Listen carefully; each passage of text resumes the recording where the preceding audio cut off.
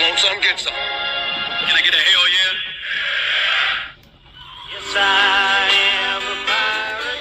You have to go with the pirates because, of course, they have cannons and everything. It's a pirate's life for me.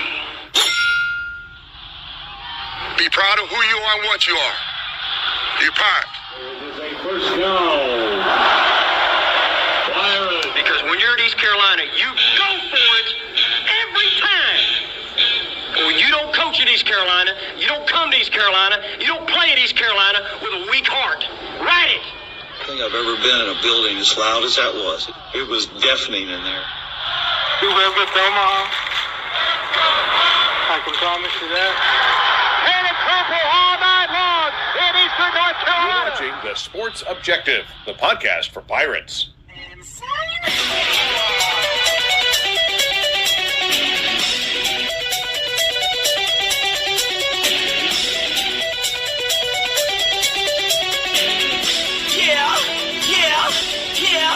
Yeah, my heart is purple and gold. I'm a pirate down to my soul, and I don't back down, not at all. Find out when the cannons explode. All right, welcome into the Pirate Preview as we're previewing the big game on Saturday.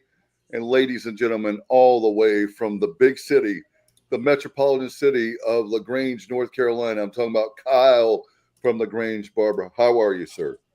What's going on, Dave? Sit here on a Wednesday night. Looking forward to a big game this weekend against Memphis, where we have an opportunity to get a big win in the conference, get a big win for the program, and get one step closer to trying to compete for a conference championship. We're going to need some help to get there with Tulane and North Texas needing to lose. But either way, I want to win out, whether we get the conference championship game or not.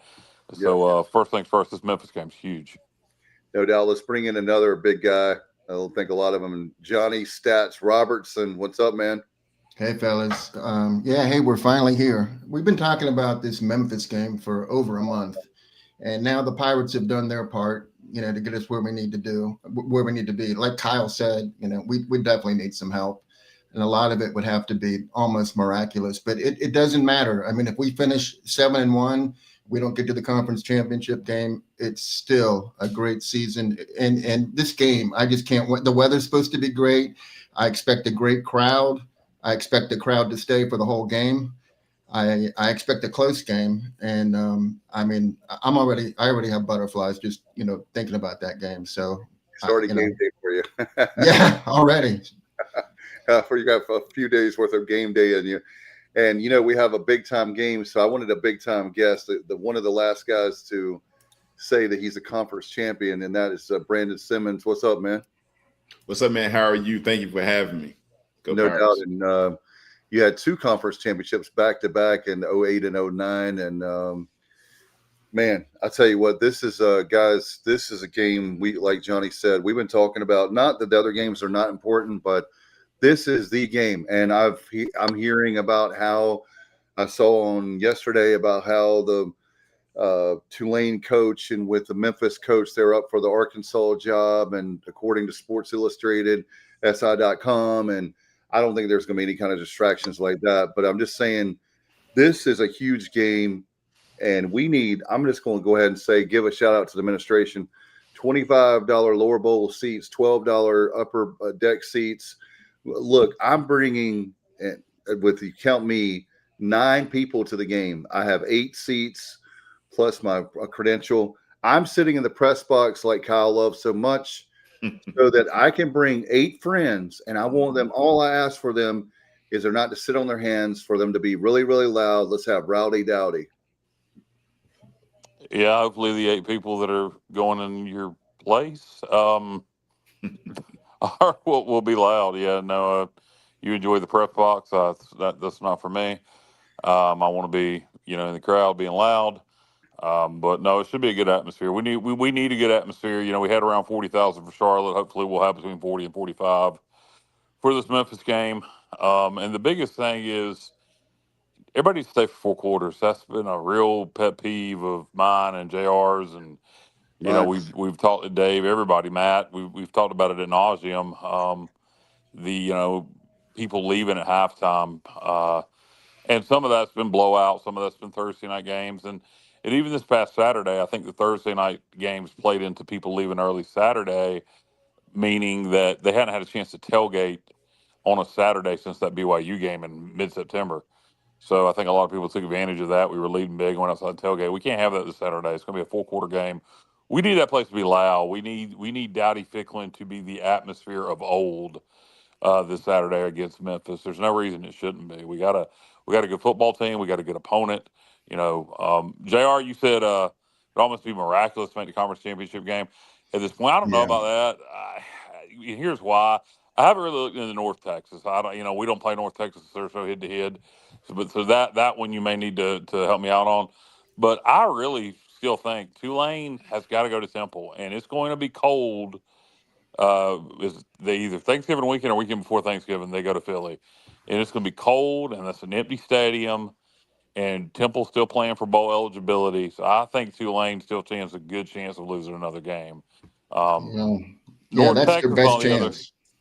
North Texas, on the other hand, what is their remaining conference schedule? Well, they're playing at UAB, at Rice, and then they get Temple at home in Denton. So we need Temple to help us twice, really.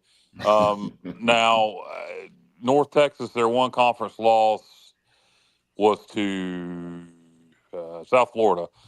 So good team. That doesn't help us at all. So it would just basically come down. So what is the tiebreaker in that equation if it comes down to us to North Texas for second place? We're forgetting place? South Florida and Tulane as well. I mean, they still have to lose a game too. Well, I'm in my scenario, Tulane's losing a game. So South Florida in the championship. So how would it's okay. I see where you're going. You're putting South Florida in there already. We're trying to determine who they're going to play. One, yeah. Yes. Okay. So us and between us and North Texas, the tiebreaker would be the highest ranked team in the what do you call it? The bowl, the playoffs. The playoff. Yeah, the college football playoff poll. Now it's very likely that neither one of them would be in there. Although if North Texas wins out and we win out, North Texas did. It had. So I saw that we received one vote. Did North Texas receive a vote? Yeah, they had they more received than a one. vote too. At least and that's the coaches poll. Yeah. I mean, this is more for the. But we have more losses than them. I think that might work against us with the voters. But we're I don't out at the right time too. Yeah. It's almost like I hate to say it, we just gotta take it week by week. And this week we gotta win against Memphis. That's it. Yeah, and just root for other teams. What's the remainder of South Florida? What's the remainder of South Florida schedule? Okay, so at noon on Saturday, I just got an email because I bought tickets from Navy to go to the Navy East Carolina game in Annapolis. So I'm still on their email list. I just got an email earlier today saying the game against South Florida at noon is officially sold out. So they're going to have a good crowd there. So that's and it is Navy. Yeah, okay. It's in Annapolis.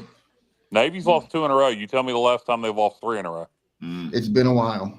So they could get South Florida. That's a hard place to win too. That's a hard place to win. I'm telling you, Navy is. Remember it took us a 54-yard field goal to win it. Yeah, it's tough. Bottom line is there's some opportunities. Yes, for teams to lose. Yeah. First things first, we just need to handle our business. That's it. I agree. That's it. Well, let's revisit it next week. Yep, exactly. Yeah. First, I know Brandon, you're a coach. Coach speak. We'll take one game at a time. That's all you can do, man. That's all you can do. Memphis is on the dock, and I'm really fired up about this game, Kyle. I really feel like the one thing that makes me feel happy about this game is the fact that it's in Greenville. That part right there. I think that is the difference. That's why the fan base that we have the best fan base. You just got to show up and look. Guess what? There's plenty of time to tailgate. You have 2 hours before the game to tailgate. You can tailgate after the game. Yeah. Because the game starts at 3:00, so it's like 4 o'clock. 4 o'clock. I'm sorry. Yeah. It's still more time. Early. It's still early. Like on the Memphis schedule, it's crazy because on the Memphis schedule they got 3:00. But 4 o'clock. Central time. Yeah. So Yeah, you got plenty of time to tailgate. So yeah, I mean, come on. And furthermore, guys like Johnny, I give them credit. They do go out at halftime, but they come back. Nobody's saying that you have to sit in your seats the whole time. But what we're saying is if you go out, come back in. Like, why are you buying season tickets if you're not going inside and watching the game? That's crazy. Yeah, I do it for a reason, though. I don't do it to go out and drink or eat or any of that stuff. I have my own reason, which Kyle knows what it is, and I'm not sure I want to share it. Okay. Yeah. He has to bow to Mecca. No. No, I move my vehicle. I move my truck. Normally, I get there. I got to park far away. Everybody leaves at halftime, and I go and I move my truck closer because I got a lot of stuff, to carry out, and that's normally what I do. I usually move it right into the tailgate lot because there's nobody there. But the point we're trying to make is just everybody, please don't leave early this week. We need everybody for 4 quarters. But let's talk about the game. Memphis comes to town coming off a loss to Tulane. They got a couple of really nice wins on the season against South Florida, against Arkansas. So beating an SEC school, beating South Florida. Both those games were in Memphis.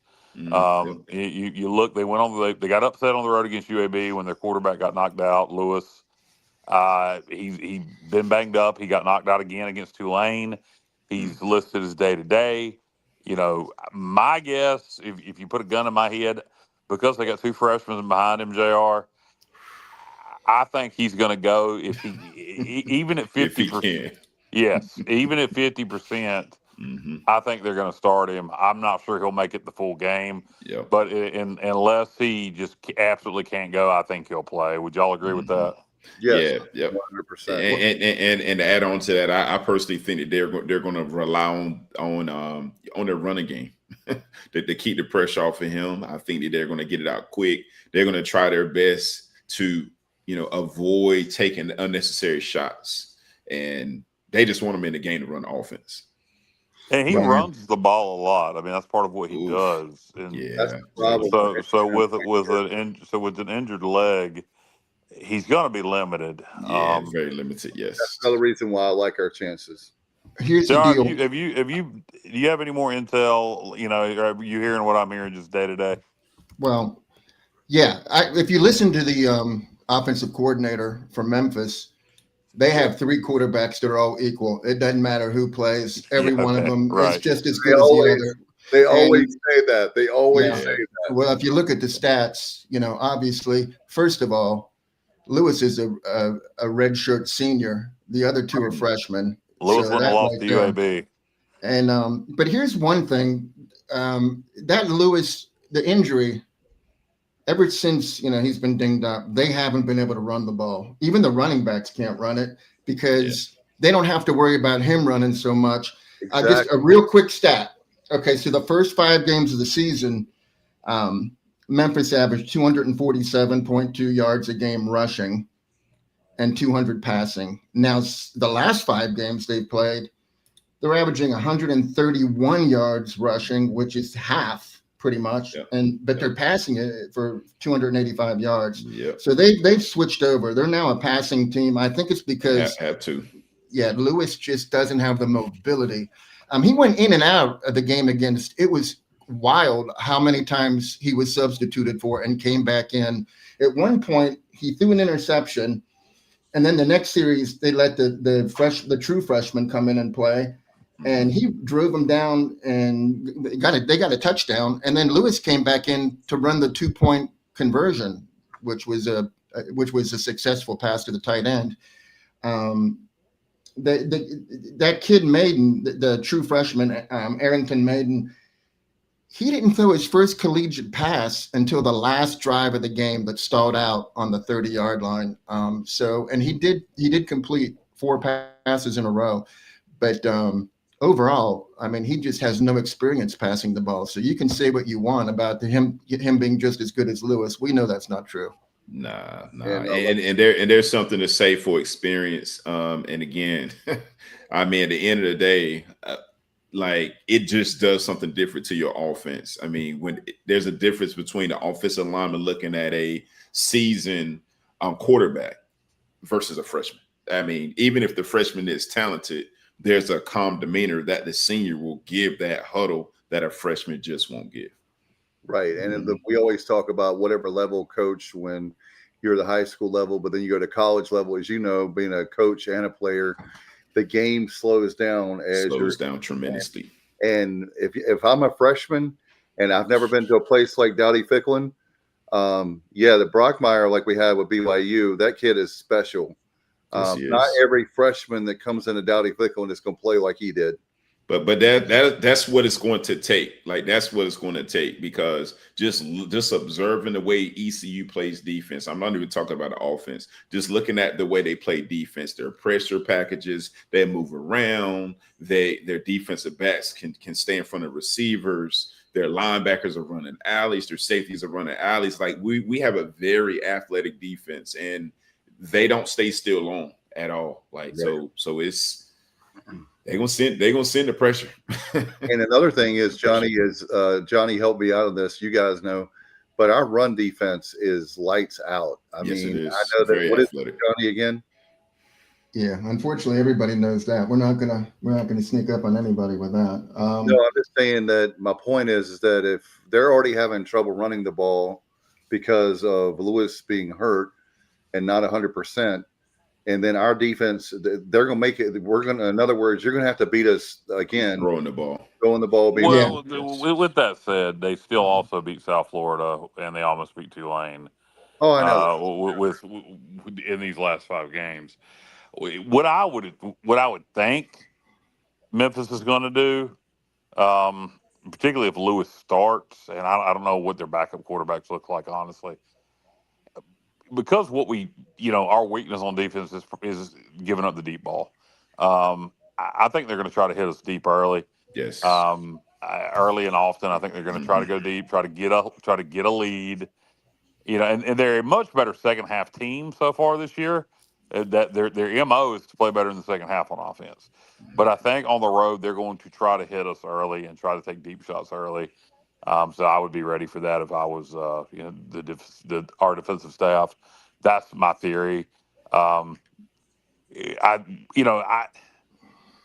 this is going to be a football game of spurts, if that makes sense. I think Memphis is going to go on a run, and then we're going to go on a run. Memphis is going to go on a run, then we're going to go on a run. And we'll get into predictions and all later on in the show. We haven't played them since 22. But the last 2 times we played Memphis, both games went to overtime. Yeah. Hey, Kyle, I think you're looking at my notes somehow. I don't know. How about because Clarence? Hold on. I was going to say the deep shot. I was going to mention that. Glad you brought it up, because there's a guy. He's a 7th-year senior. He's one of the few players I know that played 3 years of community college football at Hutchinson. I'm not sure how. COVID year. So that was during COVID. So he got 3 years in junior college. He's in his 7th season. He played last year at Nevada when Lewis was the quarterback there. So they know each other well. And he's had 3 100-yard games, including the last game against Tulane. He had 11 receptions and 113 yards. So he's a big guy, very fast, runs great routes. And Lewis is familiar with him. So that's the guy that worries me a little bit. His name's Cortez Bram Jr. Yep. Yeah, no, and he's somebody we need to look out for. I'm sure they're going to try to put him up against Lowry.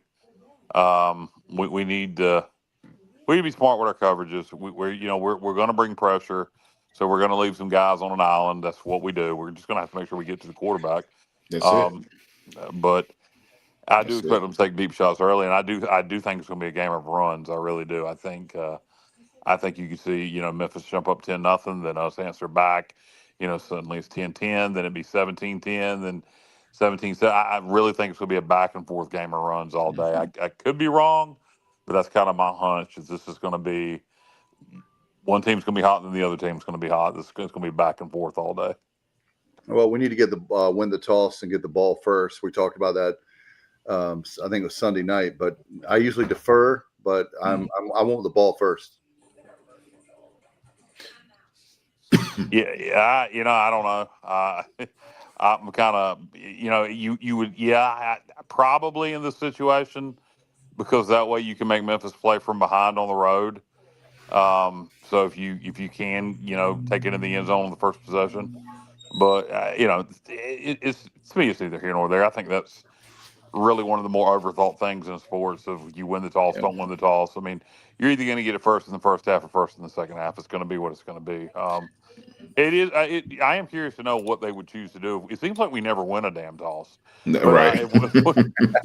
if we do, it'd be interesting to see what they choose. Do we want the ball first, or are we going to defer? Yeah, and I think we'll defer. If we win the toss, I think we'll defer just because since they're strong in the second half, right? That gives us the ball at the top of the third. And since most of our fans are going to be in the building in the first quarter, I think that the defense, Coach Blake will want the defense to feed off the crowd early so that we can, put them in a bad situation. And to add on to what you were just talking about, Kyle, as far as them taking shots downfield, well, I do think they're going to take those shots, but the downside about taking shots downfield, as you know, is that you got to hold the football. And I think early on, I think that they'll have max protection shots downfield, right? But I think early on they're going to try to get it out quick, like with some quick games. Since they know we have a nice pressure package, I think they'll throw some fast screens, that type of stuff, and then try to run the ball when they have to. But when they do take those shots, it's going to be more like max protection because they don't want to expose their quarterback to some of those late hits. So, but good point on you on that. And you make a great point too with Brandon, with the fact that we know this. Nobody's saying it's going to be a blowout either way. It's going to be no way. A tight game. Good teams. This is a really good football game that we're getting ready to have on Saturday. More reason, again, we'll say it a lot during this show, for we need 40. I'm not saying we're going to get 50,000, but if we could get 43,000, I'll take 43,000. If I can sign a contract, where's the contract? I'll sign the contract right now. 43,000 loud fans that stay the whole game. Sign me up for that. And you make a great point with the fact that they throw those deep shots and we have the coverages there and it's quickly 3 and out. And then, oh wow, your defense has got to keep coming on the field. Yeah. Our offense is no joke. Our offense is finally, I know you're an offensive guy, Brandon. I know you're probably going, my God, one of these guys, they finally are starting to seem like they are finally like peaking at the right time when it comes to offense. Yeah, well, just observing the offense, like I really think that we, like, all year long we've had a solid offense. It's just we were turning the ball over early and often. As of late, they've been doing a better job of protecting the football, and I do think that this game is going to boil down to possessions. And if we, like, for example, what done us in against BYU? I was at the game, you guys was at the game, turn the ball over, right? So if we protect the football, we'll be okay. But if we, throwing interceptions, fumbling the ball, then it's going to be hard to beat a team like Memphis. That's just what it is. So if we protect the football and just do what we've been doing offensively, we'll be okay. And just let our defense versus their offense, play the game. Yeah, I agree, Brandon. People don't realize that BYU game was much closer. It was closer. Yes, it was. That pick, we threw 2 picks in the red zone. One in the red zone. One in their red zone and one in our red zone. Mm-hmm. And so that was 7 points we gave them, and then 7 points potentially we took from ourselves. That's a and then they blew it open in the second half. Yeah, but it was definitely a closer game than it looked. So you're right. Turnovers, we can't have them. No, can't have them. And our turnover ratio, a margin right now, are we still like, is it +4, +5? I think we're going towards the middle. We were in the top third with turnover ratio. I think we're like +5 now, which is 0.075 per game or something like that. That's the best we've been in since 22. Yeah, we've had a fumble the last 2 weeks. We don't need to do that this week. So you're talking to a guy that ran the football. He knew how to. It's hard, man. Like, I mean, you guys been following football for quite some time. It doesn't matter what level you're on. When you're turning the ball over, it is hard to win. That's just what it is. And when you're playing a team like Memphis, they'll make you pay. They'll make you pay. if you turn the ball over. No doubt. And they that fan base, with basketball, how much they love basketball. But I tell you what, they've had some good football teams over the years. Yes, they They've have. got good football coaches. They've got great coaching. They have a lot. But having said that, I really believe, and I want to put this up. I want to get your guys' take on this. First of all, thank you, Kenny. He said, Brandon, thank you for being a great Pirate on the field and now off the field in life. Appreciate it, man. Once a Pirate, always a Pirate. That's right. Kenneth Maynard says Memphis played all their toughest games at home. That is a huge factor. Very true. Kenneth, thank you for bringing that up. I was going to talk about, again, that's why I give us the slight edge. We'll talk about our predictions at the end of the show, a nice tease there like we like to do, but we'll have our predictions at the end of the show about who's going to win the game and all that. And you can put your questions and comments for Brandon here. Let's see. Kenneth says, to me, Memphis is a conference opponent I look forward the most to playing. The two best fan bases in America in terms of attendance. Well, that's true because you have places that we've added that it was more important for the market over the program, but that's a whole nother show. And I don't want to steal Kyle's thunder on that because we've been talking about that for the last few years. But anyway, love to be able to break down the game some more. What do you guys think about special teams? I haven't had a chance to look at special teams for Memphis, but I will say, Brandon, as a guy that played for East Carolina, how big of a weapon is Maisie? Like the dude went let's see, 6 for 6 for extra points, and he made a 50-yarder and a 40-yarder last week. And that's the hidden element that not enough people are talking about is the special teams. As long as if you win 2 of the 3 phases of the game, you're going to be successful. And as long as we're, making our field goals, flipping the field, right? Not giving up explosives when we kick the ball off, right? Because we're going to score, right? That type of stuff, not a lot of people talking about, but those hidden yardage, I mean, that's huge. That's huge on Saturday. That's huge. Yeah, our kicker's fantastic this year. I think he's what is he now? 11 of 13 for field goals for the year, something like that. That's impressive. Yeah, as many. and he, particularly red hot here lately. Kicked a 40-yarder and a 50-yarder. Yes. We don't want to jinx him, but against Charlotte, and so that's the strength for us. We have a kicker we can trust. Our punting game, man, it kind of is what it is. Kickoff coverage, punt coverage has been good so far this year. That needs to continue on Saturday. I have no idea what Memphis is on special teams. JR, any idea what Memphis has on special teams for its kicking game and return game? Well, I mean, they have an advantage in punting. I mean, I don't like to call out players individually. I just say the punting game in general is not good for us. Neither net punt or average punt. I mean, we're at the bottom in both of them, and Memphis is in the upper half. That's talk about flipping a field. Kick return coverage, you just don't get a lot of, there's very little of that happening. Charlotte had that guy that's really good, but you rarely see a long kickoff return anymore. So, that part of it is pretty much a wash. The punting part, though, how's their field goal kicker? That I'm not sure about. Okay. He's as far as I can tell you what he's done. I mean, I don't know what range he's had or anything. I can. What's his numbers? He's 12 out of 15. Okay. That's solid. Yeah, that's solid. Now to add on to what you just said about the whole punt thing, so based off the statistics what you just shared with the net punt, that tells me that our offense has to be okay with starting off backed up, right? Like inside the 20.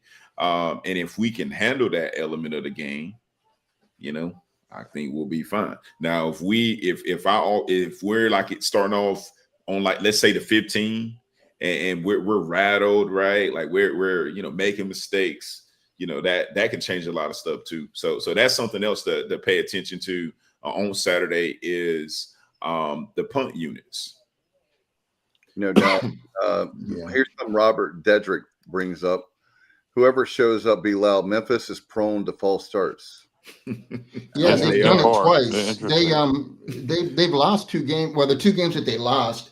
First of all, UAB, they had the ball 2nd and 1 on the UAB 1, got a false start. Then it was 2nd and 6. They couldn't get the ball in, so they didn't even have a chance to tie it. And then against Tulane, they had a 4th and 3, and that was when Arrington Maiden was in at quarterback at the Tulane 30, and the false start turned it into 4th and 8. And then they had to change the play call, and he's just not comfortable throwing the ball, and it wasn't a very good pass. And they had good coverage, and it would have been much easier to convert a 4th and 3. So yeah, the false starts are not their friend so far. Yeah, 2 examples you gave. Lewis won in for either one of those, so that'll be a big factor, particularly if Lewis isn't in the game. Be loud. You can influence. You can have influence on the game. You call some false starts. We want to take every advantage we can within the rules of the game and be as loud as you possibly can. No question about it. And Craig is asking Johnny, where do we rank in punts per game, regardless of distance? Well, one thing is we're not punting as much because we punted 29 times, and Charlotte's punted 49. So there's and Temple has as well, but Temple's played 1 more game. Memphis has punted 33 times, but they've played 1 more game. So we're about that's 3.3 per game, and we're right about there. We're 3.4. So, sounds like you go for it on 4th down every time. There you go, man. At EC, you go for it every time, baby. That's right. FAU, they do that. They just that's why they're a little bit dangerous. Yeah. Like that's why I'm hoping that they might be able to pull up some type of upset this weekend, because they go for it on 4th down. Yes, they do. In their own territory. They don't care. What are they going to lose at this point? So they're playing at Tulane, and Tulane's offense FAU, baby, FAU. Absolutely. Yeah, I'm just hoping they can convert some of these 4th downs. I hope FAU can beat Tulane, but I think Tulane's physicality is going to get to FAU. I heard Coach. Well, I heard him, Coach, Coach Kitley? I actually heard him speak at the AFCA around January, and I think he's just accepted the job. But yeah, he's a statistics guy. At the end of the day, he's gonna go for it every time. I mean, he's gonna play the percentages and put the pressure on his defense and just live with whatever comes of it. So backed up, he'll go for it. Yeah, and by the way, we had a question here too. Hold on one second. Where is Peacecraft 2149 asks, can someone break down how we make the college football playoffs if possible? It's possible. Yeah. Okay, this is what would have to happen. We got to win out.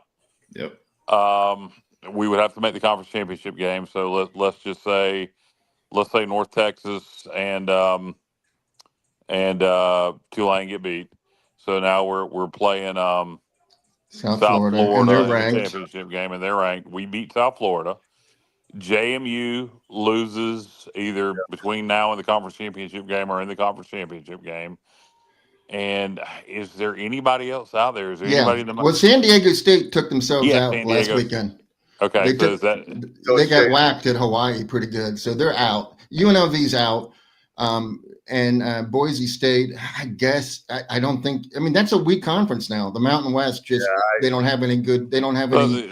So that's what would have to happen. We would have to make the conference championship game, beat a ranked South Florida or North Texas in the conference championship game, and James Madison would have to lose between now and then, and we would stand a very good chance to be in the playoff then. Yeah. It's not as crazy as it sounds. I know it does sound crazy, but you're right, though. No, I mean, the fact that San Diego State lost because their remaining schedule wasn't very strong. So I was worried that they just weren't going to lose. But James Madison, okay, so they have to play Washington State at home next week.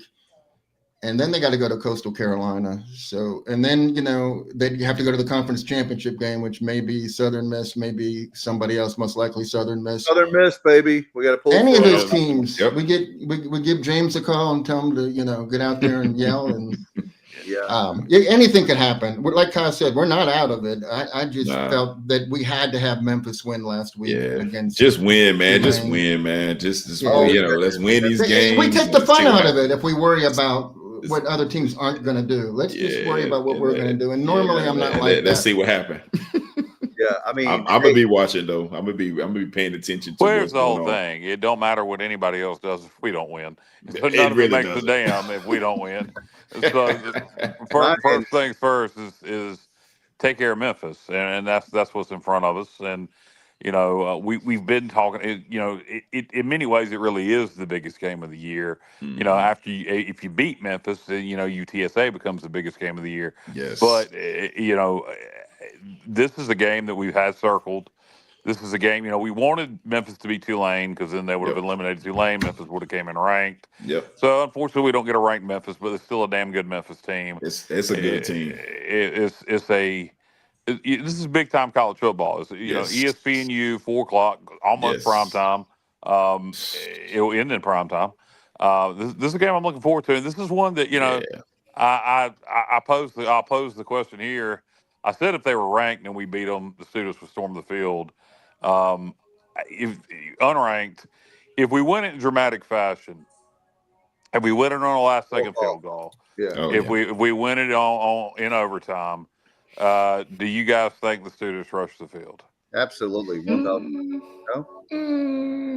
They probably won't be there to rush the field. I don't think that they'll rush the field just because they don't have a number beside them. But I do think that the crowd will go crazy. I really do, because at this point, by taking care of Memphis, all we have to do is win out, and you know the season is going to be a major success. Not to say that that's not the case right now, but there's a lot of people that understand the importance of this game. And I do think I think everybody's going to be in the building. I really do. I think there's going to be a lot of people there. But because we're talking about how important this game is over and over and over, I think that thing going to be rocking, man. Like, I'm getting excited even thinking about it. JR, if we win it in dramatic fashion, do you think the students rush the field? Kyle will. No, I don't. I might rush the field, man. Hey, why not? I'm going to make a prediction that only if we win it in dramatic fashion, not any of the grown folks. I'm talking about the students. Wait a minute now. I'm predicting the students rush the field if we win it in dramatic fashion. Okay. Will there be any pencil rolls executed by Kyle? No, there will be no pencil rolls executed. One of these days we'll get you to do it. One of these days. Pencil rolls it is. I mean, if it takes you doing pencil rolls for us to be in the conference championship, the title game. David, at this point, you could lay $1 million on the field, and I wouldn't do a pencil roll out of purpose. Wow, Johnny, would you do it for $1 million? Absolutely, I'd do it twice. I'm not even sure what one is, so maybe I better look it up before I agree. It's $1 million. I think I'm doing it. Picture a pencil, make yourself into a pencil, and then just start rolling down the field. What do you think, Brandon? How hard are the pencil rolls? Man, they look very, very hard. So buyers beware. Be careful. That's what I'm saying. Be careful. Let's just say that a certain coach at East Carolina, non-football, made his team do that a few years ago, and it's not fun. I would say that's the equivalent of up downs are not fun, even if you're coaching and you're like discipline. But anyway, Alan Vick is asking, what the hell is a pencil roll? I'm really to the point where I'm sick of hearing about pencil rolls. If you didn't catch the $1 million on the field out of purpose thing at this point, so I'd really like to move on from pencil rolls forever. What about cinnamon rolls?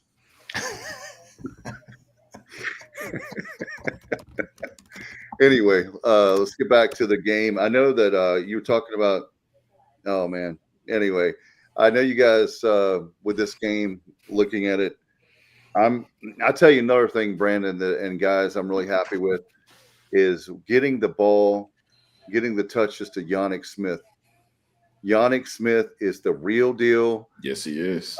Back several weeks ago when we were not quite there with the offense, I've been saying I've been worried about him transferring. I'm not trying to start rumors. I'm just saying give the guy the ball. And all of a sudden in the last couple of weeks, man, he's getting the touches. He's getting the targets that I feel like he deserves. Yeah, Yannick's getting the ball a lot more. Yannick's a weapon. He's somebody we need to utilize. He'll need to step up in this game. All our receivers are going to need to step up in this game. And then the running back position, which is your Brandon played running back. And we've gotten so much better in the running game as the years Yes, gone we on. have. The rotation has been more solidified with Montgomery, Gunn, and then the young man. Engelman. Thank you, Hey. Engelman. Engelman, yeah. Yeah, Engelman's done a good job. The one fumble, but besides that, he's got a lot of burst. So I like the rotation. It seems to be way more stabilized. We're still using the young man from Houston. Name escapes me right now. Walker Jenkins. Yeah, it's on punt returns, kick returns. But Montgomery has stepped up big time, and Yes, he has. we need all our playmakers: Montgomery, Gunn, Engelman. The law firm of Smith and Smith at receiver. That's a good one. Spalding. Brock Spalding. We need all those guys to make plays this week. Do their part, man. We can't have drop balls this week. Nope. We can't have overthrow. You're gonna have an overthrow. It's going to happen. We can't have them excessively. And you when you get a chance to break a run, you got to break a run. This is a game. Effort is going to make a difference, and not that we don't always have good effort. Effort is one thing, but we need. I don't say perfect execution because I don't. Memphis is not friggin'. It's not Notre Dame. We don't have to be perfect, but we need to be really, really good this week. From an execution standpoint, and we got to get the ball in playmakers' hands and make plays. We need to be creative, and this will be another game probably where Blake will take some chances. We've seen him do it on fake punts, fake field goals. Yeah. I would expect to see more of that this week. Agree, man. And you brought up the strength of the running game. I mean, for example, London. I mean, he was averaging 7.7 a clip, right? And Engelman, he was averaging 4.4 clip. And what that does is that keeps pressure off of our quarterback. Finding those receivers, you're gonna have one-on-one matchups on the outside and maybe in the slot. So, if we continue to run the ball that efficiently, we're gonna be okay offensively. Yeah, I agree. I think London's had a touchdown in each of his last 3 games. He's coming out, man. Yeah. Very nice, very shifty, and credit to our offensive line, man, for moving people out the way, man. That's true for well sure. right now. Hey, JR, you're breaking up on my end. I think also, so that could work in our favor. Brandon, did you hear JR there? No, I didn't. Say that again, JR. I said I feel like when we play Memphis, we don't normally have the speed advantage, but I feel like this season we do.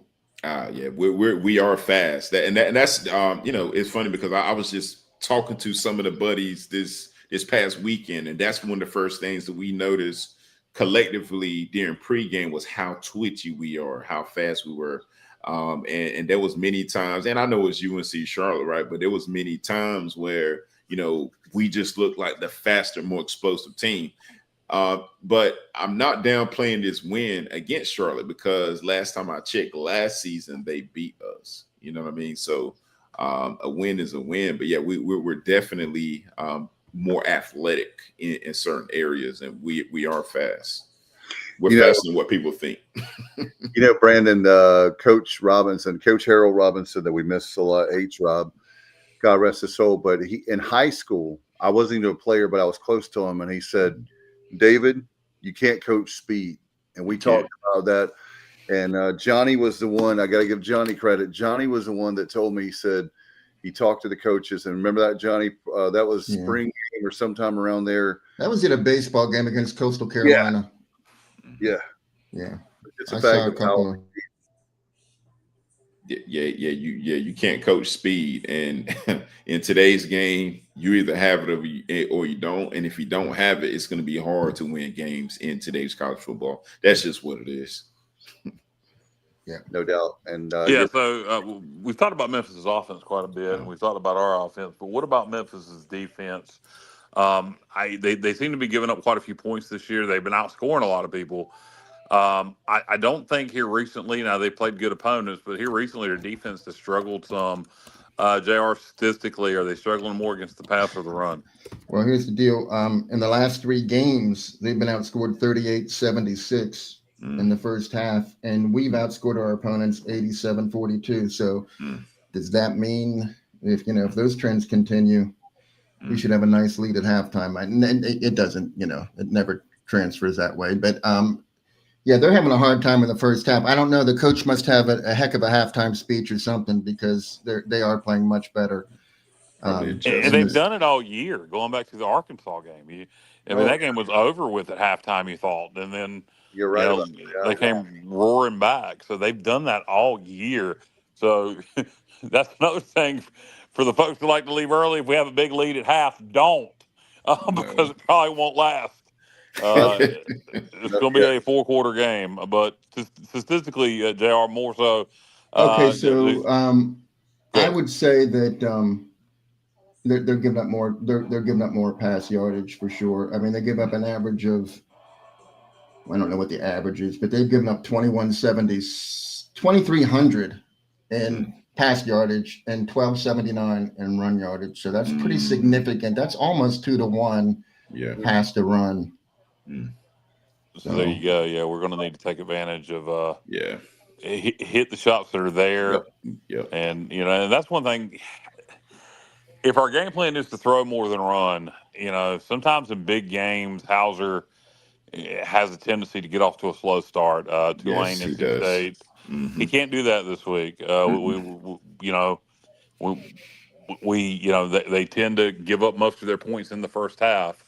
Not saying we can't do it in the second half, but don't need a slow start this week by Hauser. And the good thing, I didn't think Hauser, he didn't throw a pick, but I didn't. He played well Saturday, but it ain't like he lit it up. Right. So he may be due to have a big game. Hauser hasn't had he's been a good quarterback here for a season and a half, but Hauser hasn't had a heroic moment. He hasn't had last year with the in the bowl game, that was Rajay. So could this be the game where Hauser makes the big play towards the end of the game to win us the game? I think it's time for him to step up and do something like that. You can almost feel it coming. Yeah. And I agree with you while you was talking. I was just looking at his numbers from Saturday, and we know what we saw as well, but I mean his completion percentage was 63%. 41 attempts, completed 26 of them, longest being 20. And that just tells me that, he took a lot of check downs, right? Yep. And I mean, he also took 2 sacks. But right now,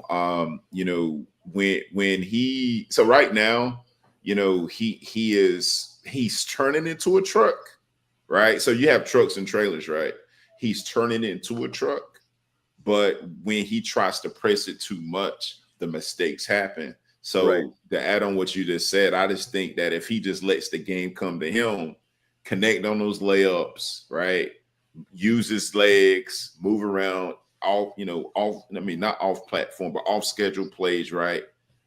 Calculated off schedule plays. I think he could have a big game because there's based off the numbers that Jared just shared. I mean, there's going to be plenty of opportunities in the passing game.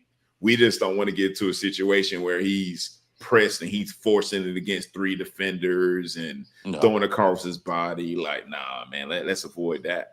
But this calculated shots. I was going to make that point. I'm glad you brought that up, Brandon, about the fact that I believe that the very thing of don't try to do things like let whatever the defense gives you.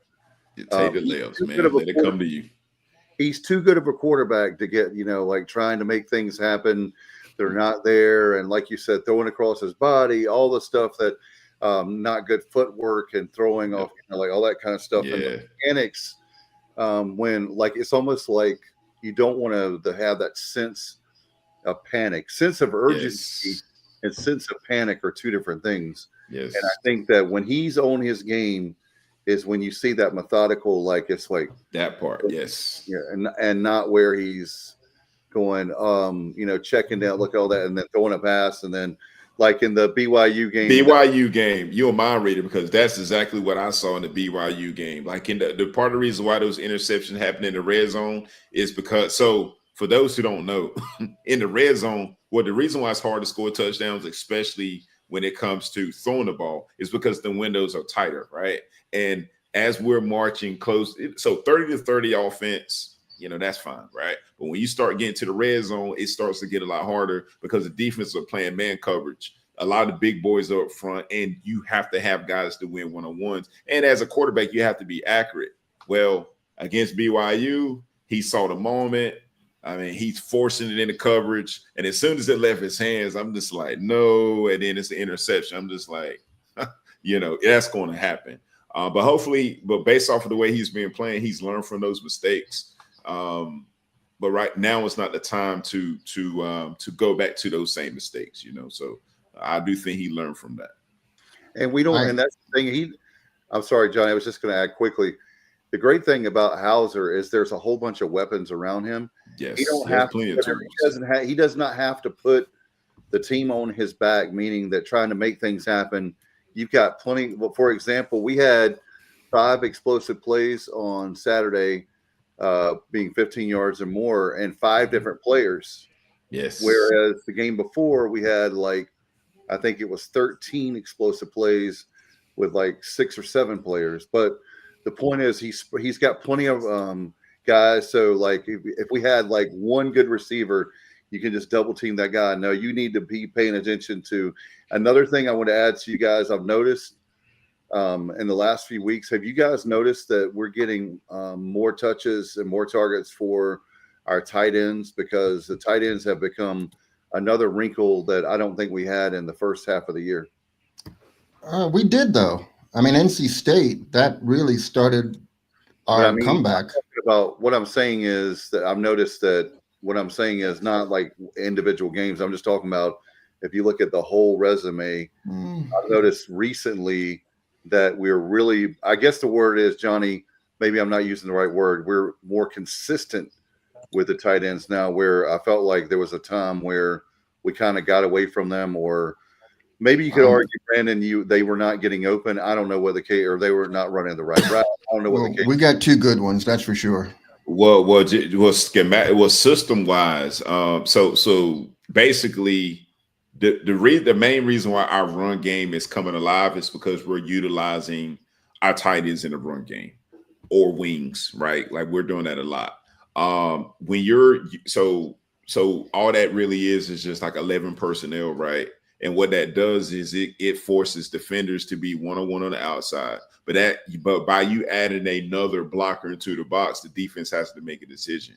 And you also have mismatches against linebackers. So what's been happening is, as of late at least, we've been running the ball more. We've been getting our tight ends more involved in the passing game, and that's been opening up our outside receivers. Well, if you're in a true spread where it's just receivers and a running back and a quarterback and 5 linemen, you got to have a mobile quarterback to account for the numbers on the defensive side, and that puts a lot more pressure on your quarterback to be more accurate. So by utilizing those tight ends, that's actually helping our quarterback and our run game out a lot more, because it's removing defenders out of coverage, and it's it's getting an extra blocker in for our running back. So I love the fact that we are utilizing our tight ends more, and it just helps everybody out. It takes a lot of pressure off the quarterback.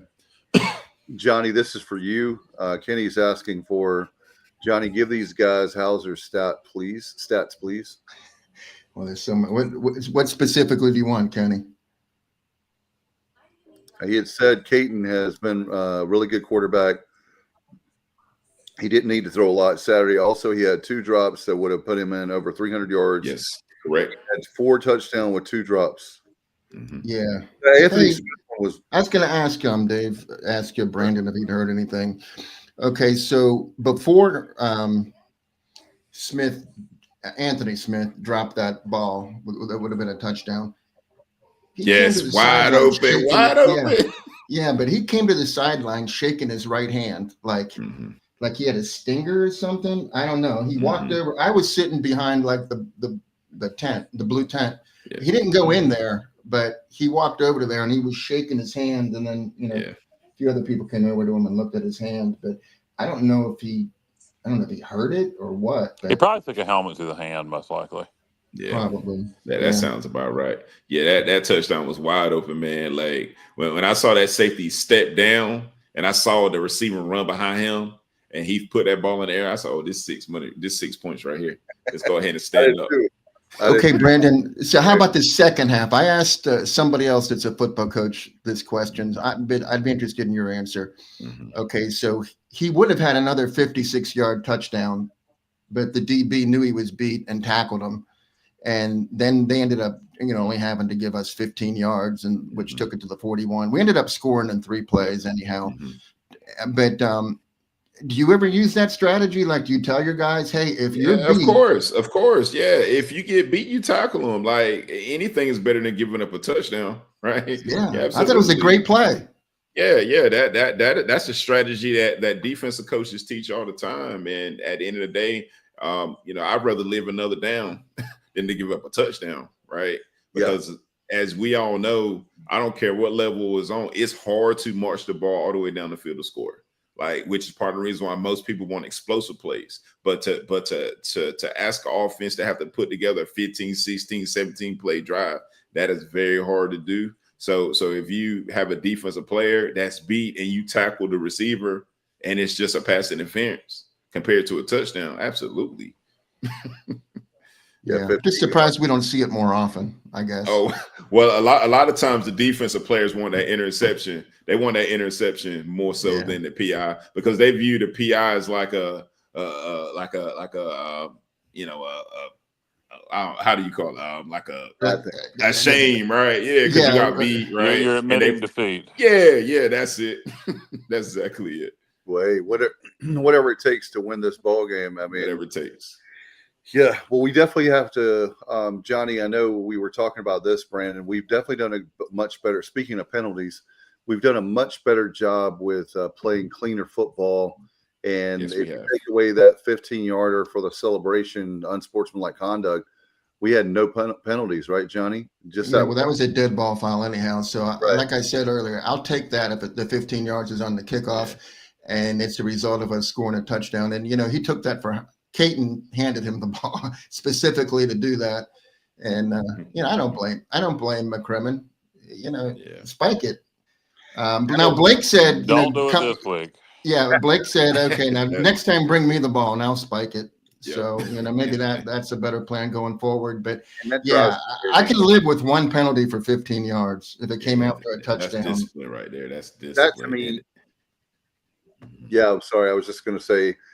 That penalty drive, that particular thing, I'm sorry, but spiking a football goes all the way back to when you're a kid on the playground. Yes, it does. That is not taunting to me. That's not throwing a football at somebody or like cussing at or different things you could do that you could get a flag for. To me, people don't, and Brandon, because you played football and now coaching it, how hard it is to score. We're talking about scoring. And when you score, there's nothing wrong with that. I don't understand. I just don't anyway, I don't want to get off. Okay, I want to add to that though, Dave, if I can. Okay. I feel like spiking has been replaced by spinning. And I'll tell you, Yannick is one of the best spinners I've ever seen with the football after a score.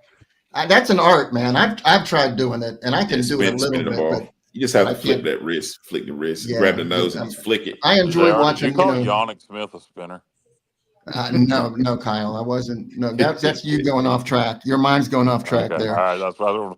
So we're going to highlight that tape. Your exact words were Yannick's one of the best spinners I've seen. He absolutely is when it comes to celebrating a touchdown. Brandon, that timestamp was 59 minutes, so don't forget that. And when he does it, he does it so nonchalantly, like he doesn't even look at his own spin. He just spins it and walks away, and that ball spins for a good 45 seconds. Checkmate. No doubt. So, guys, we're going to get to the scores in just a few minutes, but I did have a topic to bring up, which I told you guys in the green room. I want to get your thoughts on. We found out this week that we are not going to have the Wake Forest game at home. It was supposed to be in 27. Is that right? Off the top of my head, that's correct. Okay, so I know how each of you feel, but I know our fans. We haven't had a chance to talk about that yet, so just wanted to get y'all's opinion on it. Who wants to? Kyle, do you want to take the mic first? Yeah, sure. I'd like to know how much Gilbert fought Wake Forest on this. I don't know. Can we? If the buyouts in the contract, if they're willing to pay the whole buyout, which I'd like to know what that number is. Can we dispute them on right? it? 750,000. I haven't heard. Is that what you heard? I don't know. Okay, can we dispute them on it? Can we say no? We want you to play the game. Did he try to fight them on it? I don't know. I'd love to know that. But I do know that the ACC is going to 9 games. Right. 9-game conference schedule. You don't. I'd like. When you look at what else is out there, this doesn't seem to be. Who else is out there? Who has openings? This doesn't seem to be happening. To use a John Gilbert term, to other schools like us. Other upper echelon so-called group of 5 teams. When you look at who's available to schedule, it's Louisiana Monroe, it's Eastern Michigan, with apologies to our buddy Scott Weatherby. It's schools like that have these openings. Utah State would be the outliner, being in the Pac-12. 700,000 is about okay. So it financially is beneficial to us, but I'm very concerned about non-conference scheduling going forward. It's never been. Look, let me be clear. Gilbert is good at some things. Gilbert did a good job hiring Blake Harrell. He didn't overcomplicate it. He didn't overthink it. Blake did a good job as interim head coach. He didn't try to look outside. He promoted them, and Blake's done a good job. I think Gilbert is very physically responsible. I think he manages our money well. I think he does a good job of trying to fund football. I think he makes football first. He makes it a priority. I think, at the so-called group of 5, now group of 6 level, we do a good job, and we're going to do a good job with revenue sharing going forward. And so he does some things well, but he some things he's not good at. One of them is scheduling at all. If you look at what he's done scheduling since he's been here, this Wake Forest series was scheduled by Confer. We had the Boise State series scheduled by Confer, and Gilbert let it go. The games that Gilbert have scheduled has been Liberty, Old Dominion, Coastal Carolina. We need to, we're not going to get very many more Power 4 schools to come to Greenville in the short term. Who knows what it's going to look like 5-6 years from now? It could be better, it could be worse. But we really desperately need to, and I'll get to the Pac-12 in a minute. We desperately need to get a long-term series, and I don't know why this hasn't been done or hasn't been announced, because I know both schools want to do it. We need a long-term series with Appalachian State. The last game of the series is next year. That needs to be signed. We need to have like an 8-game deal with them. Same with James Madison. That's another school that's a regional football power that we need to be playing regularly. Those are 2 teams that will draw in Greenville. They both will bring fans to Greenville, and our fans already love playing App State. I think we could build a rivalry with JMU. So those are 2 teams we need to play. Also, Pac-12. Pac-12 is a conference that is going to be playing 8 conference games, meaning 7 conference games, because there's only 8 conference members. So they have 5 non-conference games to schedule. So I would be on the phone with Boise State again. I'd be on the phone with Washington State, Oregon State, Colorado State. They have name recognition. And we're going to need some schools like that to draw. You can't look in 2027. Our non-conference home games are Western Carolina and Georgia State. Now with Wake Forest off, who's out there to replace them with is Eastern Michigan, Louisiana Monroe. Who? JR, do you remember who else? Utah State, you said, was one of the upper echelon lower tier. Yeah, Utah State's available. There's a handful of other like MAC, Sunbelt Conference USA schools that are available. One thing I think we may try to do, and this is just speculation on my part, Coastal Carolina has an opening in 27. They need a game. Yeah. And we are scheduled to play them in Greenville in 28. The first thing I would do if I was John Gilbert, first thing I'd do is see if there was any way we could get App State on the schedule. Second thing Mm-hmm. I'd do is call Coastal, say, hey, Yep. look, let's move that game to 27. You need a game for 27. And then you go get your bye game in 28 if you can put a bye, because I think what they're looking for is a bye game for 27. So let's move that Coastal game up to 27 if they're willing to do it. And then they can have their bye game in 28. And then that gives us more time to find another opponent for 28, because obviously 28 is further away than 27. So that would be my approach if I was Gilbert at this point, is to try to move that Coastal game up to 27 since they need a game. Let them do their bye game they're looking for in 28, and then we'll find us another opponent for 28 to replace Coastal with. But otherwise, you're probably looking at, I don't. Jr., do you think we should say this publicly, or do you think we should keep it private what we know about a certain school?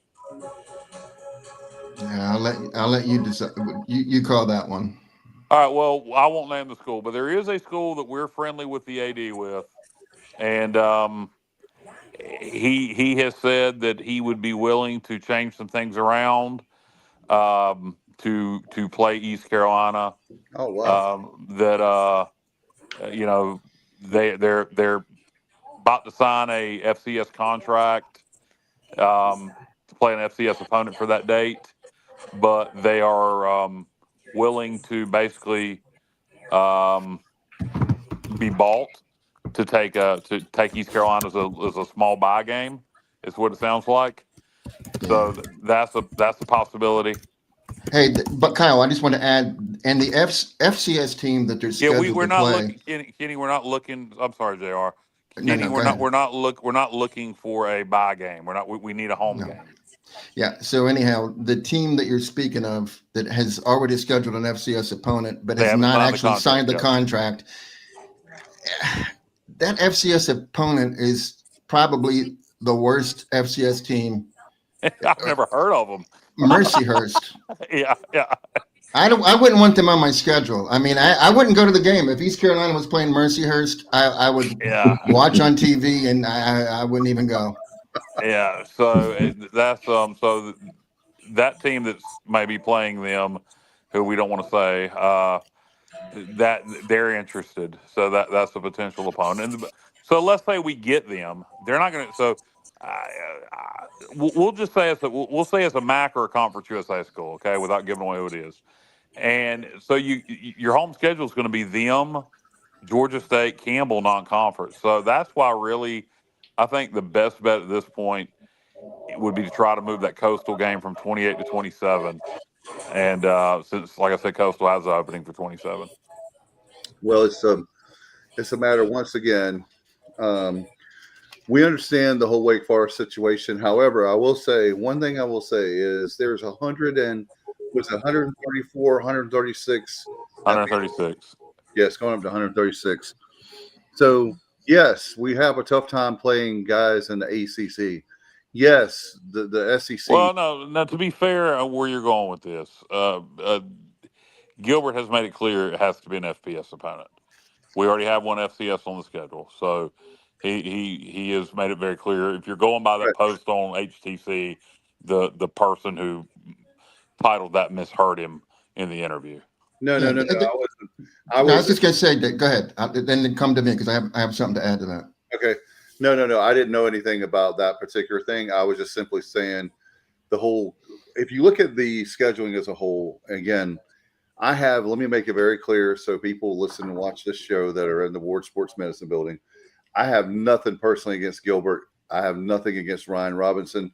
They're both great guys. My thing is scheduling is a big deal. As an AD in football, that's your job. And we've got to get, if you take away, I will just say this, take away the bye games, take away the FCS, and what do you have? And so my thing is you've got to, yes, I know his philosophy. I agree that there's great when I can go to ODU. It's great if I can go to Coastal. It's great if I can go to App State. I would love to play. I don't know why we don't have a longer term series with that state. Yeah, I know. I'm just saying, but the AD at App. Gilbert hasn't. This App State series is signed by Comfort. Gilbert hasn't even got the series signed with App State. I know that. It is mind boggling. Yeah, and so what I'm getting at is, I'm not saying. So I'm clear. I'm not saying scheduling is easy. It's not easy. We don't have to be in the room with these guys to know that it's not easy. But you need to be working your tail off on getting the bye games. Hell, anybody can get a bye game because they want you to come there and they beat the hell out of you. That's what I mean. They're gonna give you money for it, right? The Alabama's the world, Clemson, the one that we have Northwestern on there. But we've got to have the mentality. I've said it we've got to have the mentality that we had in the 90s when Brandon was here, that we can beat anyone on the Brandon wasn't here in the 90s. No, I'm so early 2000s. No, 08, no 09, I think. Sorry. But what I'm trying to get at is the fact that the mentality is not there. We're not a team that needs to be having a whole bunch of bye games. The FCS, I'm not a fan of FCS. I've made that very clear. It is what it is. Let me jump in, Dave. Go ahead. I say this every time. Every SEC, every Big Ten, everybody plays an FCS team. You have to, and you should. But whoever was freaking out that we're going to play two FCS teams and, replacing Wake Forest with another FCS team, if that were to happen, whoever would make that deal needs to immediately resign, because you don't get credit for the win. You're only allowed one FCS win counting towards your bowl eligibility. So if you schedule two and you win them both, it doesn't even count. So we should never not play an FCS team, but nobody should ever play two. Because they would be shooting themselves in the foot. It'd be ridiculous. And real quick with Wake Forest, I honestly don't think that Gilbert had anything to do with that. I mean, if the contract was written, because I was telling Brandon before the show, last year Mississippi came to Wake Forest and beat them 48-6, and then the AD announced within hours after the game that they were canceling their game in Oxford for this season, and they paid him $1 million. Mississippi took the $1 million, but they weren't happy because it was really difficult for them to find a game at that late notice. They did end up doing it, but that's piss. It was in the contract though, so there's nothing they could do about it. And I feel like Gilbert didn't have anything he could do about it. I mean, it was in the contract that they could buy out the contract, and that's what they did. Yeah, and if that's the case, then there was nothing Gilbert could do about it. Probably the one thing, and maybe Gilbert is actually smarter than me with this because this is just how I am. When they told me that we're buying out the 27 game, I'd have said, cool. We'll take an extra $300,000 if you want us to come in 28, or you can cancel that one too. I would not be going to Winston-Salem in 28, and I know a lot of people are going to disagree with that. They're going to say, I agree with that. I agree with that. If you do it for what is here's the thing, the precedent is set right now. We're already fighting the whole P4 crap and all that, but now it just says all you have to do is those people in Greenville, they'll just roll right over. And yes, I understand this. Yeah, I don't think you could have done anything about 27, but you probably should have canceled 28 because I think what that does say, Dave, is for Carolina and NC State in the future, that we'll play you East Carolina at our place. We'll give you a bye game. So that's why I would have probably said, Wake, we were not going to play you in 28 either. Even though it would have put us in a tougher situation for scheduling, that's probably the way I would have handled it. And I won't out the person who said this, but I just want to get a poll from our listeners and viewers right now. How many of you are actually excited to play Wake anyway? Oh, I am. I was looking forward to it. You're looking forward to it? I was looking forward to it. Hell yeah, they're good. Are you kidding me? They're good this year. I mean, they're an ACC opponent.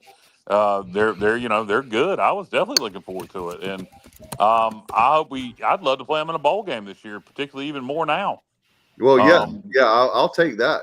I'll take it. I was looking forward to it for another reason, just because anytime you can beat an in-state school that's in the ACC, whether they're good or not, really, I don't even care. Well, I've been If looking we for a could, copy of the 1997 Wake Forest game since 1997, so I care. I know you have. Well, I don't know Now, when you find that. Yeah, I Kenneth, actually like the Wake game better because they're beatable. So that's why I was looking forward to it. I just my thing is, again, scheduling is atrocious. I'm sorry. I would like to. Gilbert has done a lot of great things, but scheduling has never been. Gilbert needs to be more open-minded about scheduling. He should not have canceled the Boise series, and it should have. That was Mike Houston. That was Mike Houston. No, it's John Gilbert, because if you allow your head coach to tell you who you're going I, to play on I your know that. schedule, then it goes to the AD. You and I agree with that. I'm just saying that basically, Houston made a comment about that game, like, "Well, in the world, we're gonna go all the way to Idaho to play a game because it's Boise." That would have been fun right there, man. That would have been. That's fun. why you play the home and home. What people need to understand in the Ward Sports Medicine building, and this is something I've been trying to avoid saying, but I'm going to say it now, is that we are the customers. Give the damn customers what they want. Yeah, I'm and I'm going to harp on this again, and then we'll get off this topic unless somebody else has something they want to say on it. Again, the Pac-12, but how in the world John Gilbert, has not extended that series with App State. Again, that series was signed by Jeff Confer, and it was a 3-game series, right? 4, one in Charlotte, one in Boone, 2 in Greenville. So I don't, for the life of me, because I know App State wants to play it. So the reason somebody's going to have to explain to me how that series and why that series has not been extended. That is one of the dumbest. Boise's coming to Boone is correct. Yep. Yes, correct. That is one of the dumbest things I've ever. The fact that we have not extended the series with App State, that's important. Mind-boggling. Yeah, we need that game like that. That is, I love ECU playing App State, man. I love that. I love that. I love watching that. Home at UNLV, I would be for that, Kenneth. Absolutely. Yeah, that'll be a fun one too. Vegas, Brandon's like, big. I'm pulling up, man. I get my ticket right now. Well, they're still in the Mountain West, so I mean, I'm thinking Pac-12 because they're, again, 5 non-conference games is what they're going to be looking to schedule for the short term. But guys, we want to give our scores and go on and get out of here. We've been going for over an hour. Yeah, and I got a couple quick things before we get out. But yeah, go ahead and put your scores, your predictions in that. By the way, Pays, what's up, brother? Rutgers needs a home and home. I was hoping to see you at homecoming. I missed you. Yeah, that would be great, but I don't think that's going to happen. Man, I tell you what, that's the kind of schools, right? And I agree with you, Kyle. But that's the kind of schools right there in the so-called P4 that a game that will be a good matchup. Wake Forest is probably going to play them home and home. That's probably why they dropped us. Oh, let's see. Kenneth says, knowing Gilbert, it'll be Georgia State or UNL Monroe. We already have Georgia State on the schedule that year, Kenneth. Yes, we do. Yeah. All right. Here's the first prediction. Robert. Oh, jumped up on me.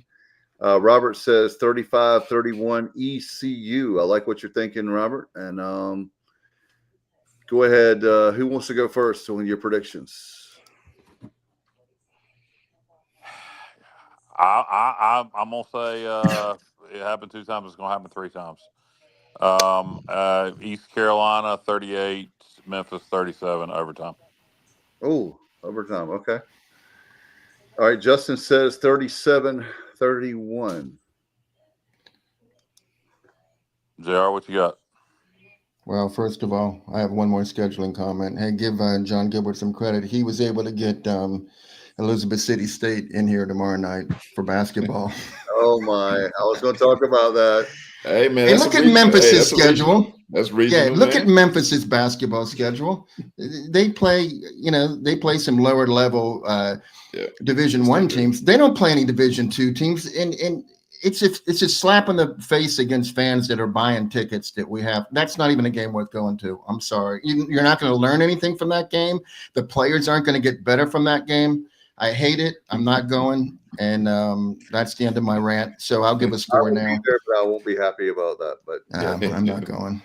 Elizabeth City, man. That's a robbery. Hey, that's a that's regional right. game, man. Talking That's a about- regional game. You talking about And school that in you North ran? Carolina Wesleyan, the same deal. We played them twice. We played Coker before. I mean, it's Yeah, crazy.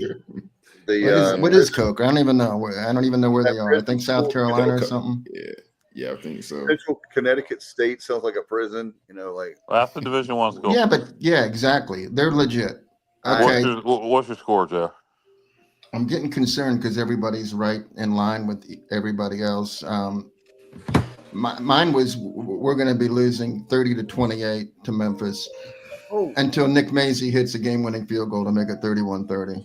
oh man, you stole my. So you got winning by That's one clever, also. man. That's clever. Interesting. That's clever. Craft 2149. Ooh, Irish okay. 31. He's bullish. How about Man. All right. Kenny 40? Woo. Okay. All right. Wow. Okay. Hey, Kenny's track record is pretty good though on score picking. I Yeah, like he it. has been doing good. I'll take that, Kenny, all day long. Mm. So, Brandon, what you got? Oh, me? So just, I was just comparing the stats, and there's a lot of stuff that has to go right.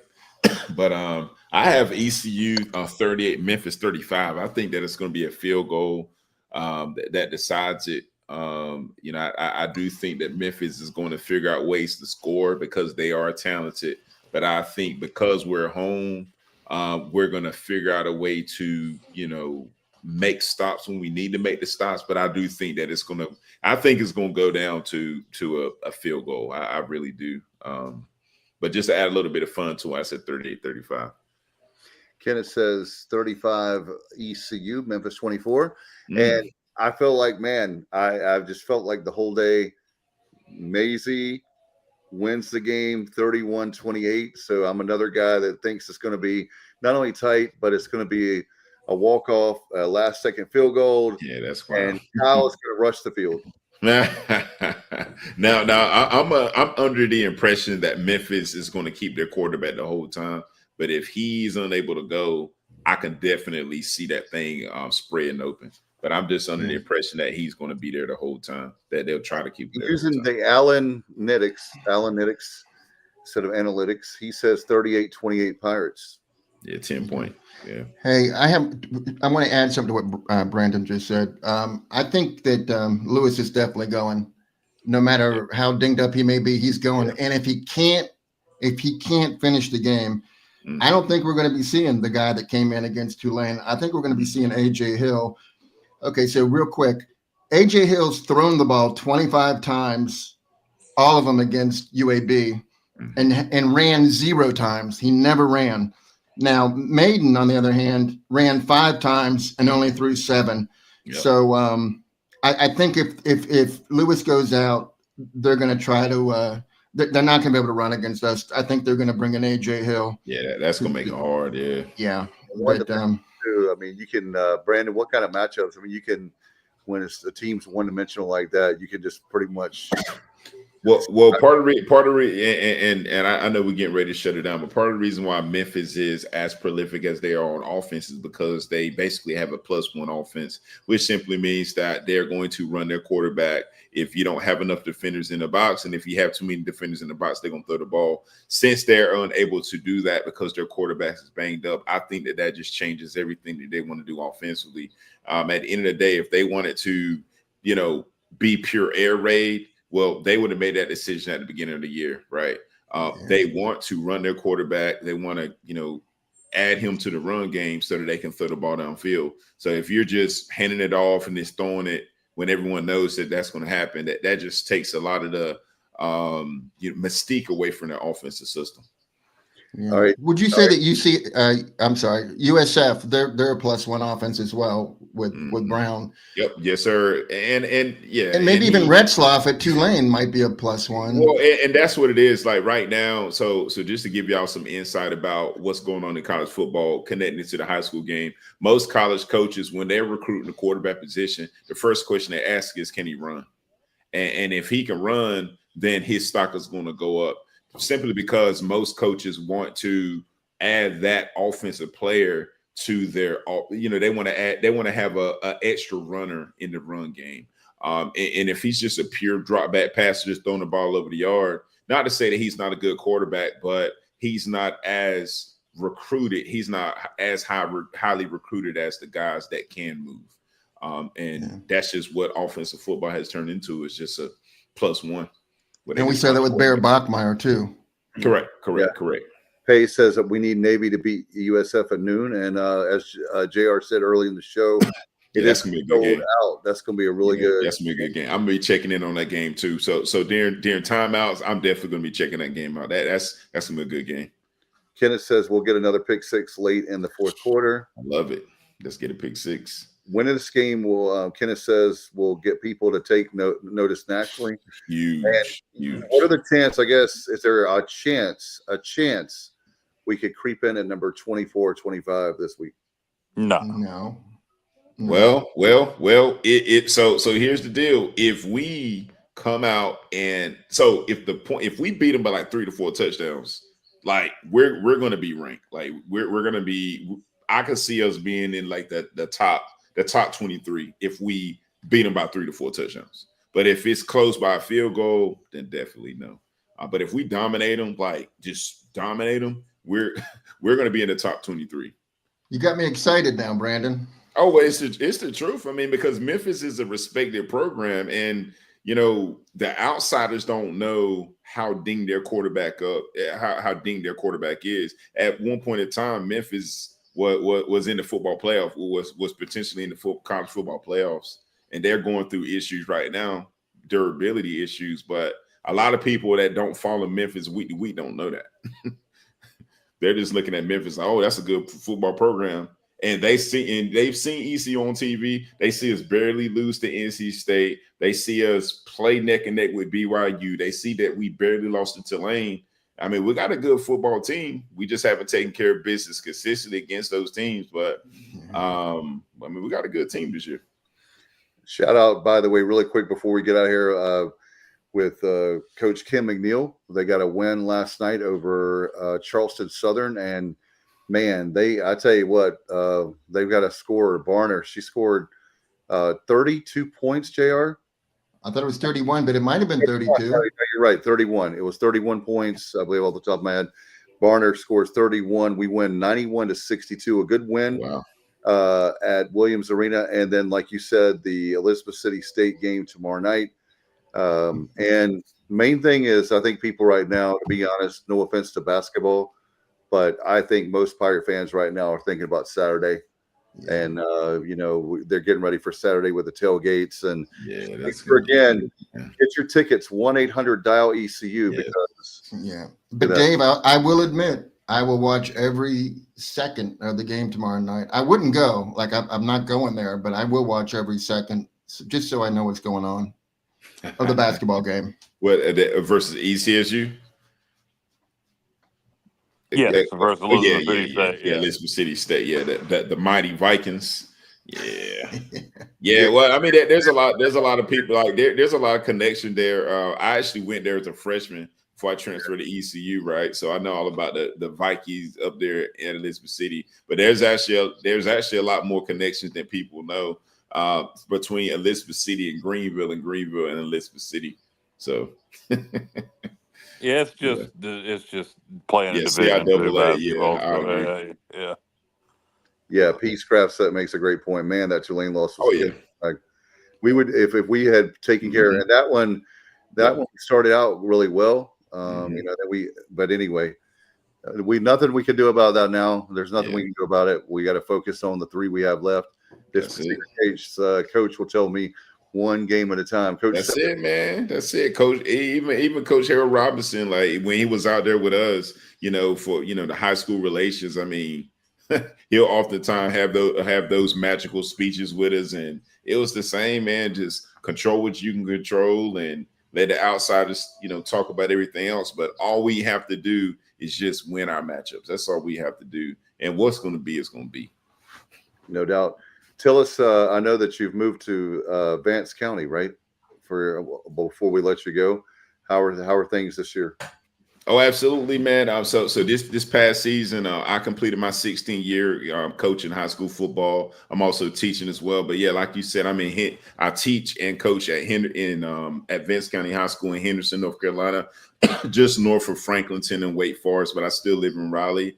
I enjoyed the show. We did make the playoffs. We got eliminated in the first round. Had a very young team, but with each game we did get better. But right now I'm just, getting ready to start training again. It was pretty cool to see one of my proteges, Tymir Brown, have a good game on Saturday. He came from my program from Jacksonville High School. So I'm very excited about tracking ECU football now. And most importantly, getting podcasts back going and helping high school coaches across North Carolina through North Carolina Football Connection. So I got a lot more time now. So right now I can just be a fan and just observe what's going on. But I'll definitely be in the building on Saturday. Can't wait for that one. Hey, Brandon, what's your commute from Raleigh to Henderson? It's about a 45-minute commute, just Capitol Boulevard all the way up. As long as I get out of Raleigh at a reasonable time, I'm fine, man, because that traffic, man, it's crazy in the time. It's rough. I do have two sons updates, and we found out today that hopefully it's okay for a share, but Chase Semenza is going to be playing, Matt Semenza's son's going to be playing at Marist. So really happy for him for that. And I just found out during the show, I've been waiting till the end. Be playing where? What are you talking about? Marist. He committed to Marist. He's going to be a Red Fox. Yep, the baseball team. Not from Sanford and Son. I'm talking about the Red Foxes from. Chase is already a senior. No, he's a class of 27, right? Yeah. Yeah. But he committed. So he's going to Marist. Okay. And then, yeah, go ahead. What were you going to say, Colin? Well, congratulations to Chase. Yep. And then my son Alex made the basketball team. I just found that out during the show. Oh man, that's huge, Dave. Yeah. So I felt good about it, but you don't, as a dad, I was talking about this. We'll get to here, but I was talking about it supper tonight.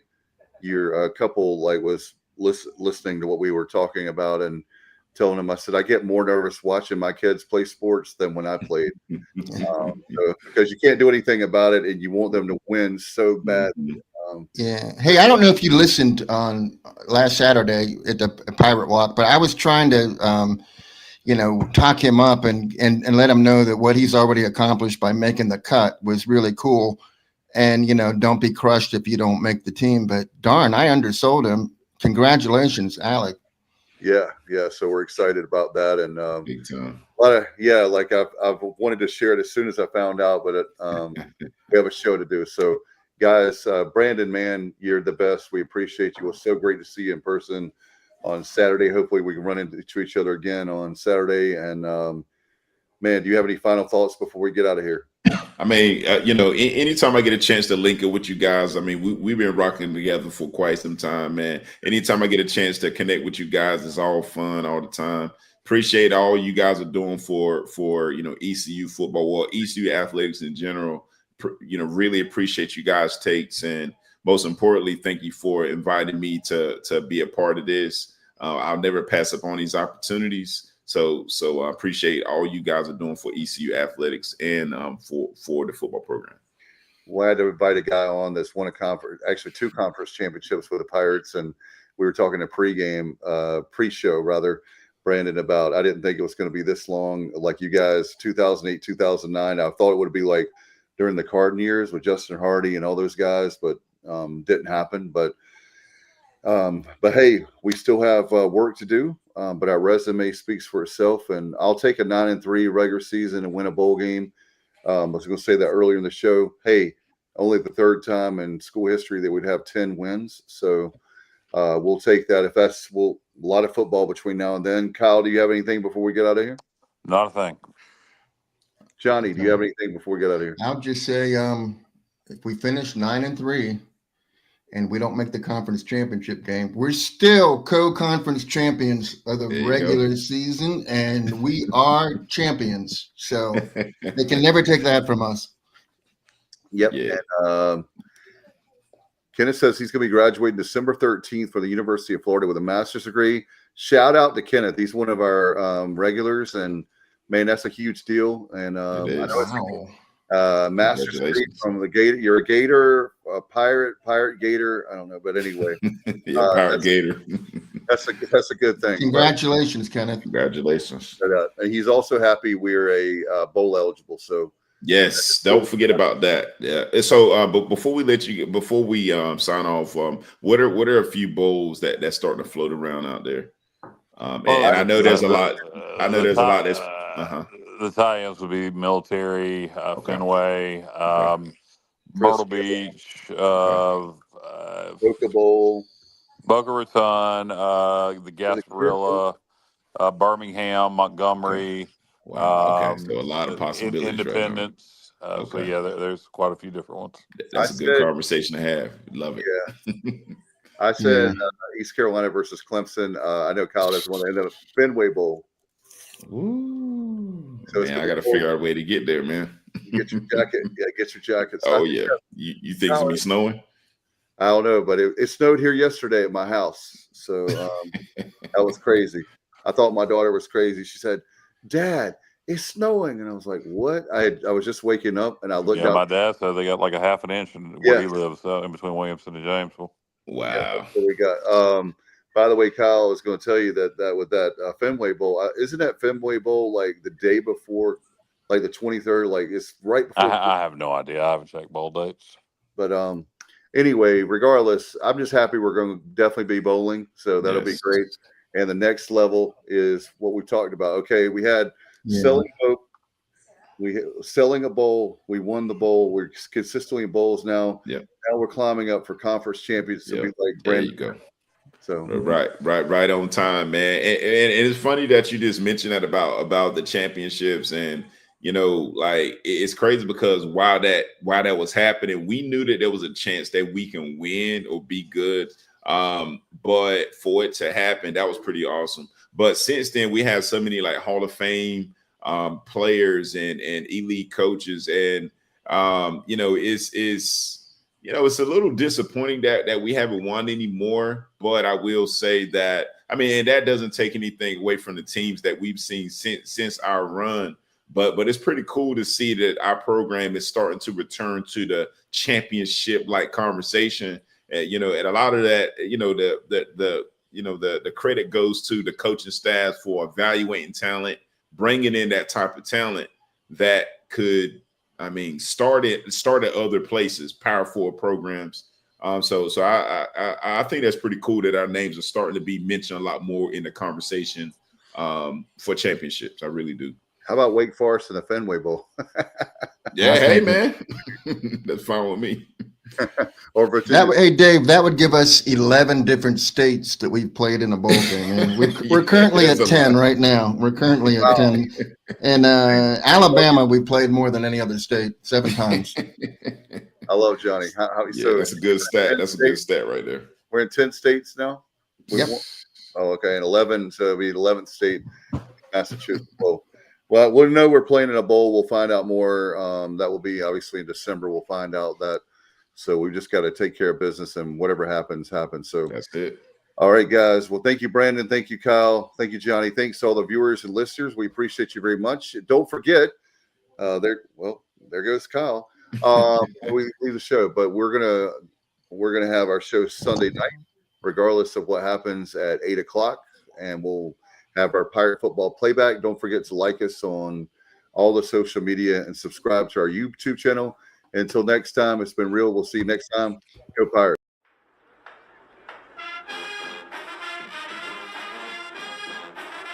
You're watching The Sports Objective, the podcast for Pirates.